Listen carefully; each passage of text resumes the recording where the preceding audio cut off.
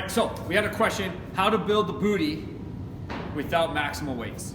So the good news is for hypertrophy reasons, hypertrophy meaning the growth of muscle, you only need anywhere from 30 to 90% of a 1 rep max. So if you don't have heavy weights that range from 70 to 90%, you still have 30 to 70% to play with. What you need to do after that is start to decide how much time under tension you're gonna need. A really good way to start with this is using something called tempos, where you can start, let's say with a squat as an example, 3 seconds down, pause for a second, 3 seconds up, pause for a second. That time under tension is gonna cause some stress at the muscle that might cause a stimulation for it to want to grow.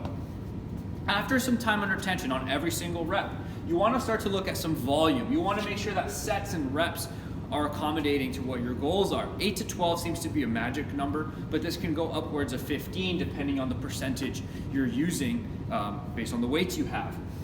3 sets of 15 might be great, but when you start to add a little bit of load, maybe 3 sets of 12, and then over time, you want to progress. So what you're gonna do is increase the volume, increase the amount of sets, increase the amount of reps that you're using.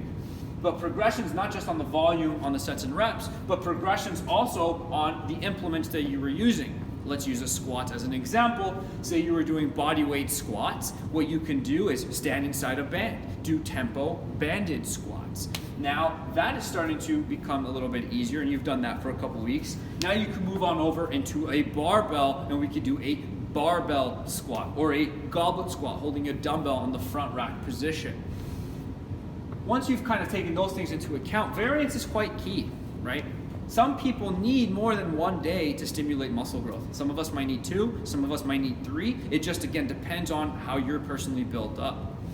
So variance is key in my opinion because one movement might not actually be the full effect, it might not be fully effective for what you need. So we might need to do a variance of squatting, glute bridges, and let's say step-ups. So having that sort of variance throughout the week, progressing it using these tools here, should get you towards a nice big booty. All right, let me know if you have any more questions. Hope that answers it.